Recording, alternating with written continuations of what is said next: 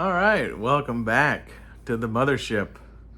Hope everybody is doing well. So we've made it another one. Was this finally the payoff? You'd think that they would have given us more of a payoff for episode 4 after the episode 3 travesty of boredom. Absolute boredom, right? So yeah, we're here on episode 5. Me and Brett at Cool to Know channel. Of course, we did a live watch party. That was fun. I got a chance to re-watch it again when Mrs. Sivrak came home from work. And what are the positives? What are the positives? We definitely see some pretty good lightsaber fighting. The choreography is fairly good. It's better than episode 3. A lot of people think episode 3, Anakin and Obi-Wan, is like the pinnacle of lightsaber battles, and it's really not. I've studied European martial arts and Kendo, longsword, saber. I've studied all of those martial arts for quite a number of years and done quite a bit of fighting over the years. And I'm talking with steel blades, okay? I'm not talking lightning bolt, LARP bullshit. If y'all want to check out a great channel on historical European martial arts, check out Scholar Gladiatoria, Matt Easton. But this choreography was not too bad. There's too much spinning. There's no spinning in real combat martial arts, as far as with swords or sabers. Spinning around in a circle is just an invitation to get cut or slashed or stabbed in the back. So it's fairly ridiculous. And that was one of the problems with episode 3. The choreography is pretty good. The camera angles are good. I will compare this to episode 3. If you freeze frame or slow motion any of episode 3's lightsaber fighting, you can see that the entire time that there is at no point that anybody's actually swinging at the other person, which most choreography obviously is not like that. But a good choreographer will go through and get the camera angles and stuff right where it does look like if somebody doesn't block that they will get hit. And episode 3 is notoriously bad for that, Obi-Wan or Anakin are not. They're just hitting it in a area of space, 3 feet in front of their opponent. It's ridiculous. So you do get some good lightsaber fights in this one. I'm just kind of like freeze framing the episode behind the camera here just to remember the different things I want to mention. We don't see immediately after where we left off last week, which I think is kind of a shame. Osha wakes up and there's already a dead Jedi there. At any time that you're taking away fighting from the audience is gonna give you a negative strike, in my opinion. Then we go through and the Sith guy, who everyone did call, it was very predictable who it was. I didn't want it to be, come here. I didn't want it to be that guy because it was just too obvious, and it would have been much more fun and exciting to get a whole different character, So I think that was kind of a, just kind of a lame addition. So Osha wakes up and she sees the Sith guy just murk some Jedi right off the bat. The the Sith is purposely headbutting some of the sabers because he knows that jolts them to where they turn off. I wonder if there's like an electrical, if he has some sort of built-in electrical thing in his helmet that's reacting with the sabers. That's why he's purposely attacking them, headbutting their sabers and making them turn off, you know, for a little while, malfunction.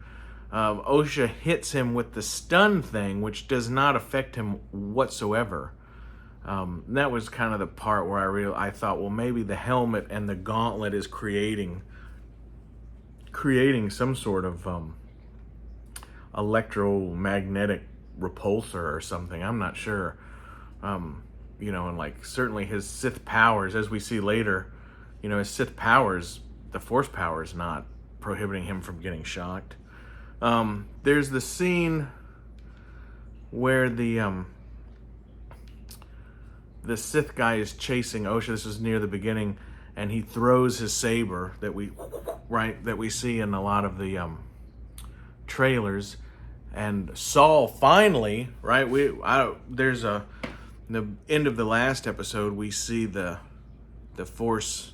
Sith guy remove OSHA from the equation, and then he blows back all the other Jedi. Then we wake up here, and there's one Jedi, at least one obviously, looks like he had recovered. And then all the other ones, where's Saul that whole time? You know, so I think the placement of some of these characters during this fight don't make a lot of sense. You know, where was Saul when all those other Jedis were getting killed 45 seconds later, quite a distance away from... That's the other thing too, you see OSHA's running away from the scene. Here comes the Sith guy, he throws his saber. Saul comes from the opposite direction, and the initial fight, you know, happened in the front yard of the Wookiee's house, which is over here. So that's kind of, you know, it just doesn't, you know, nobody's accused this show of having excellent writing and continuity, right? So, I mean, that's just one more thing. The one part that really bothered me, so I was a logger in Alaska for a number of years, and I made my living and fed my family for a very long time cutting timber. And there's this part where he throws the saber, and y'all go back and watch this, but he throws the saber and Saul deflects it, and it goes spinning back toward the Sith, and he catches it, and in doing that, it cuts 3 trees, okay? And the trees are cut at an angle, a slash. When I worked as a wilderness firefighter, we called these slash cuts, and instead of making a traditional notch on one side of the tree and then a back cut to fall, if you were in a hurry, like building a fire line and stuff, you'd do a slash cut, which is a 45-degree angle at the front and then one coming in at the back, either straight or at a less than 45, but underneath it. And that makes the tree, so if this is the tree here and you cut it at a 45, it makes it fall like this, right? So these trees, say the tree is like this, the tree is this way, but the cut in the tree is at a 45. These trees, when they're cut, they slide uphill and then fall over the backside. And I mean, that's, I don't know, man. I'm sure I'm the only person in the community that made a living as a logger and lived in the wilderness of Alaska and all that kind of stuff. But like Vern, if you're out there, you probably know what I'm talking about. Vern surprisingly has done a lot of things, it seems like. And so shout out to you, my friend. But yeah, so these trees, they're cut at a 45, and instead of sliding off and falling, they raise up, go up, and tip over. And that's fucking ridiculous. And that irks me as a person who lives in fucking reality, you know?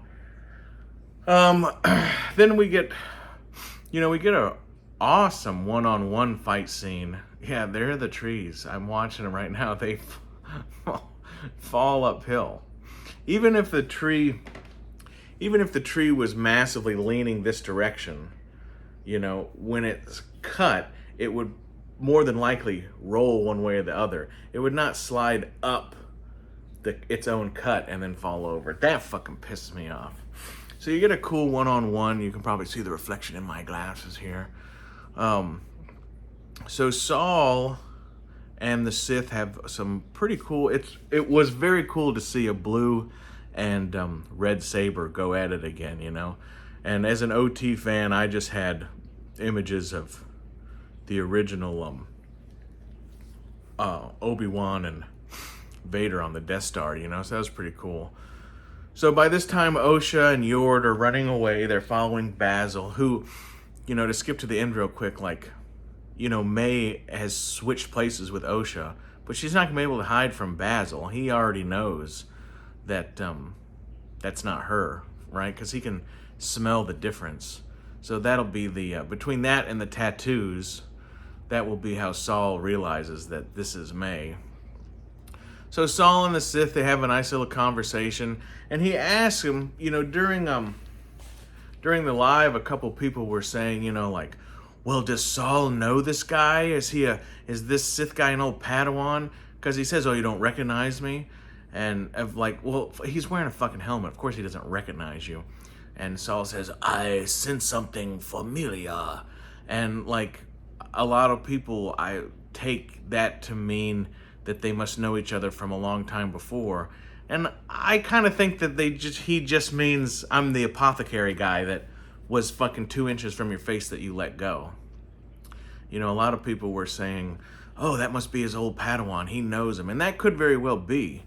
But as far as we know, with the information that we're given, he does know him because he questioned him like the day before at that, you know, floating Jedi poison drinking guy's planet. So that might be what he's referring to there. So they have a cute little conversation. Much to do about nothing, makes no sense. You know, on and on and on. This entire time, May is just hanging out inside the dead Wookiee's house. She finally decides to get some balls. She gets the saber and she leaves. The fight between Jackie the Jedi and May is pretty good. There's some unrealistic things about it, obviously, but it's Star Wars and they're using the Force, so that goes without saying. But the drop kick, man, the Dirty Dick Murdoch fucking Captain Redneck drop kick was fucking cool. So right on, Jackie Jedi. The one thing that bothers me, and of course this, you know, this show is extremely sexist and extremely racist, but it's interesting how May, you know, just whooped Matrix Jedi's ass, didn't necessarily whoop Saul's ass, but held her own pretty good. And the fight continued with no actual upper hand. And then Jackie Jedi, Padawan learner, who was just seen in the training room with a wooden sword, pretty much kicks the dog shit out of her. You know, because the Force is female, I guess. But just kicks the fucking dog shit out of her. And does it pretty quick. May stabs. Now, Kelnaka's home from those scavenger guys, like, it's a ship, right? So you see May stab the floor of the ship. I think they missed an opportunity for at least a spark or something, you know? And then May kicks Jackie Jedi through the wall of the ship. So, I mean, has it been there long enough that the rust has gotten... I mean, it's a ship, right? It's a steel ship. So I thought that was... I said, isn't that a ship? So yeah, you see May stab the ground. It's either stone or the ship, but either way. Then she does her little dagger throw. She catches it with she blocks it with something. She kicks her through the wall, which is, I thought was kind of fucking stupid. We go back to Saul, and the Sith fighting, and like, that's pretty cool. I don't really have any complaints about that. That's all we want, Disney. We just give us some good lightsaber battles, you know? There's too much spinning. There's times where they drop their guard. There's a lot of pushing, you know? And anybody who's done any actual sword play, like, nobody, that's the most one of the most unrealistic, the tight clinch where they're talking, and that's the most unrealistic thing in sword fighting, you know? And when you're braced in with somebody on a blade, it's too easy to parry over or around and with a lightsaber where you have no hilt, it would be extremely easy to just slide down the saber and cut their hand off, you know. And so that bothers me from a choreography standpoint, because nobody's ever sword fought like that ever in the history of the human fucking race. We get a lot of Yord and Osha. We gotta go back. Oh, we're not going back. You know. And then when they see the bugs, of course, you know, she says, turn your saber off, we gotta go. And he's like, oh, okay, now we will go. So that was strange. The other thing that bothered me about the show is it's 2 or 3 times, man, like Saul is all about, he's just like turns his lightsaber off and throws it down, you know. Oh, it's okay, you know. And so there was a lot of that. It made no tactical sense. It made no, you know, the writing is, the comprehension of an actual fight is very minimal. And I'm sure it would be by a bunch of, you know, Disney executives, you know, woke liberals, I guess. I'm pretty sure none of them have ever been in any kind of fist fight. You know, this generation that we're in now, a fight is 2 people yelling at each other, you know, so nobody fucking knows what they're fucking doing anymore. Jackie Jedi does finally arrest her. She gets both sabers. Sith guy comes back. Now, and Brett made a good point. So Sith guy fights single-handed against Saul, but he goes double-handed with Jackie. I don't know what the perception of that is. You know, most people like Brett is assuming that it's harder. You know, the Jackie Jedi is obviously much more badass than Saul, which makes no sense. He has some sort of, you know, his bracers and his helmet must be some sort of Beskar, because they are lightsaber proof, but at the same time, when he contacts them, it shorts out the saber. So there must be some sort of electronics going in there. We get a cool, Jackie Jedi has 2 green lightsabers. They get into it. They have a pretty cool fight. May, this entire episode, is just constantly running away because she's a bitch. We see... And then here's the other thing, right? So the Sith guy is like all about killing these motherfuckers, right? Like he's there to kill. But he cuts the lightsaber, and in the moment that she's looking at the lightsaber, he disappears. You know, well, why is he not killing her in that moment? You know, it makes no sense there. So Osha finally explains to Yord that we're going to go back, and he decides that that's fine because the bugs are scary. I don't really understand how Yord is so, how he's so resolute in following Saul's orders until that moment. It's kind of like the Jedi drinking the poison, you know, like he's been doing that for 10 years. He never thought of killing himself, but all of a sudden May says, oh, you know, kill yourself. And he's like, oh, I never thought of that. It's a good idea. So it's kind of stupid how a character can have such a resolution to one thing and then their mind is easily changed. Sith guy chases down May, cuts her handcuffs off, lucky for her. Then Saul shows back up again, though we don't know where he's been. He's just been running around in circles like he can't hear the humming of the sabers and the people going, yeah. So that doesn't make much sense. But we do get some fun lightsaber fights, man. Let's see. May calls Oshi through the Force. Yord finally figures out we're going back. I'm just fast forwarding it to kind of remind me of some of the things that I wanted to say about this.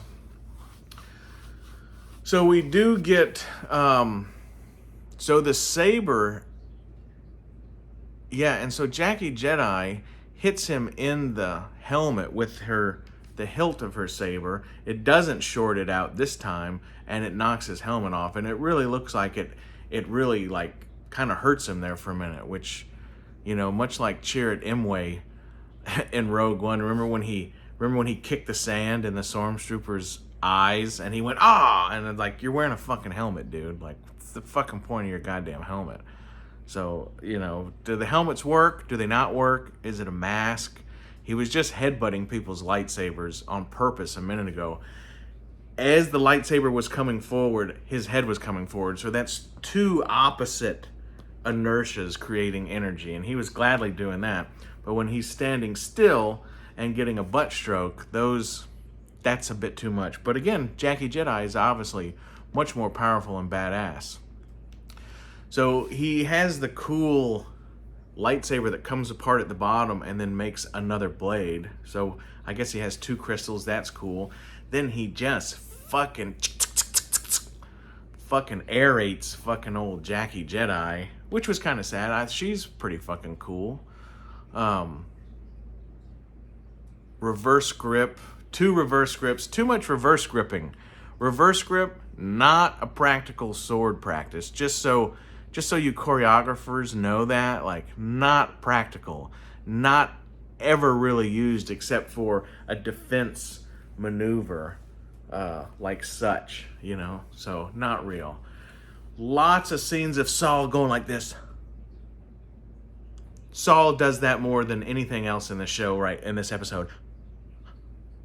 When he has May, when he kills Yord, when he stabs Jackie Jedi. So there's a lot of that going on. They have a little conversation. He asks, oh, is that what its name was? And then they immediately call it her. So I'm sure there'll be a lot of people that will say it is like a woke pronoun thing. But I think maybe he was just trying to be an asshole. Oh, is that what it was called? Because calling it, I don't know if anybody realizes it, but calling it is it's pretty disrespectful. You know what I mean? Like, anybody had a sister that had a baby, if you call it, most people get mad. It's a he or a she. So, and then Saul, for some reason, is convinced, you attacked me from the back. And Saul goes, oh, you're right. I'm such an asshole. And even though he's got his thing to May's head, you know what I mean? Like a lot of 80s cop movies, like, remember when Nick Nolte gave his gun up in 48 hours and then the guy shot his buddy anyway? Like, don't give up your weapon. Don't give up your weapon. Saul throws his saber down like 2 or 3 times in this episode, which is ridiculous. But that's just poor writing. Poor writing. What are you? So he asks him what he is. He says he's a Sith. He says, well, why would you reveal yourself? He says, well, I'm getting back at all the Jedi. But really, I mean, what's he going to do? He's killing a handful of Jedi. Like, is he going to storm the whole temple in Coruscant? Like, he's going to kill every Jedi in the fucking order? So his motivation is not explained at all in any of this. Oshi shows up. They have another little fight. Saul kicks his fucking ass because he's mad, right? So he embraces the dark side. And he goes to cut this prick's head off with the saber. And Oshi says, oh, no, Saul! And he decides yet again. He goes, oh, you're right. And he stops. So there's too much of that in this fucking episode, man. There's too much of that. Fucking grow some balls, Saul. He just decides not to do shit too much. Osha fucking boing, shoots May with the stun gun. They put the light on the fucking dude, and the fucking tree caterpillar things fucking take him away. He turns his lightsaber off again before that happens. There's a lot of... Saul needs to fucking get with the fucking program, man. You know what I mean? You would never catch Obi-Wan doing shit like that. I don't think you'd ever catch... Or Qui-Gon. Or Anakin, right? That motherfucker's like, shoot to kill, baby. You know what I mean? Kill or be killed is the fucking name of any kind of fucking game kill or be killed. And Saul just fucking turns his shit off and backs off like 3 times in this whole fucking short episode. May gets up, fucking stingers fucking Saul. It's getting daylight. Somehow, all of a sudden May and Oshi are further away on the edge of a cliff. They have their little spat. May knocks her out, changes her clothes, and but you're not gonna trick that Basil guy. He's already smelling everything, right? And so he knows that that's not. Plus, obviously, we see the tattoo on Oshi, which they made a point of showing in the one episode. May has the tattoo on her head. She cuts her hair, like that's gonna fucking do anything. So that's all kind of like a little bit weak, but it makes the story go on, I guess, So yeah, what was this episode? This episode was nothing but fighting, and that's great. But the only thing I can say is we should have gotten that in every episode. That's all anybody wants to see. Again, episode 3 was the biggest, most boring sack of shit, garbage, fucking thing almost to ever fucking happen in Star Wars. And I say that, and I want to reiterate this again. The entire episode 3, we're talking about 5 right now, but episode 3 only explained to us exactly what we were already told. We were already told everything that happened. So that was, why were we shown that? Why were we shown that? It was redundant and it was unnecessary, and it was a 47 minutes of wasted time in this, whatever it is, $1.8 million budgeted shit fest.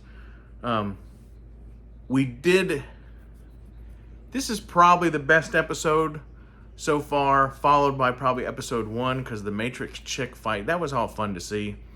That first episode didn't suck so bad, and we were all very hopeful. So I don't think too many people ever, there are people who have decided not to like this, and so, but who cares what they say, because they've decided not to like it. They're just as guilty as the shills who love Disney and say everything they do is good, right? Either extreme is phony and fake, and I don't think any of us real people give a fuck about what those people say. I wouldn't think so. You have to critically criticize the art form of filmography, and continuity and script writing and all that kind of stuff. So that's pretty much the end of this review. I think I give this episode probably a 7. The fighting was cool. There was too much talking. There was too much spinning. There was too much of deciding not to kill the motherfucker after he just murdered all your fucking friends. I would kill a motherfucker for way less than what that guy fucking did. So for Saul to just decide not to fucking, it's only to make, we're only episode 5. We got 3 more to go for 8. We're going to get a flashback with the witches. We've got to now solve the idea that Saul is hanging out with May and he doesn't know it's not May, but I don't think that's going to live very long, because the beaver guy is all about sniffing out the fucking problems, right? The Sith guy's not dead. Now look, is the Sith guy, is he the only Sith? Does he have a master? I'm not sure. We'll have to find out. Where is she? Who? Your sister? Oh, I think he's already suspicious. So anyway, and then we see these aliens playing, what is it called? Dejeric? With the little pieces, analog Dejeric. So pretty strange looking aliens, but not interesting, just strange. And that's pretty much the episode. It was kind of it was a little bit too quick, especially after giving us that 47-minute garbage fest of episode 3 that gave us no information. Hopefully we will see some more saber fighting. The Sith guy is alive. Basil's alive, which is most important. Fat Lobot is alive, which is extremely important. So anyway, so yeah, that's been my review. I give it a 7, maybe even a 7.5. I remember on the first episode I gave it something like that, but I think I dropped that back down to like a 5 or whatever. So anyway, this show, not the greatest Star Wars, not the greatest anything that's ever been made. Pretty good live action lightsaber fights. But I will leave you with this one thought. As bad as the Acolyte is, it's still better than fucking Ahsoka. So, I said it. So anyway, I have been General Lax Sivrak. I will continue to be. And make sure to hit that like button, share it. Please leave a comment. Let me know what you think. All opinions and forms of ideas are welcome. No big deal. And we're all here because we love Star Wars, we love Lax Sivrak, we love collecting as a whole, and we love old school pop culture, So anyway, again, I've been General Lax Sivrak. I will continue to be, and as always, what will I do? I will see you on down the trail.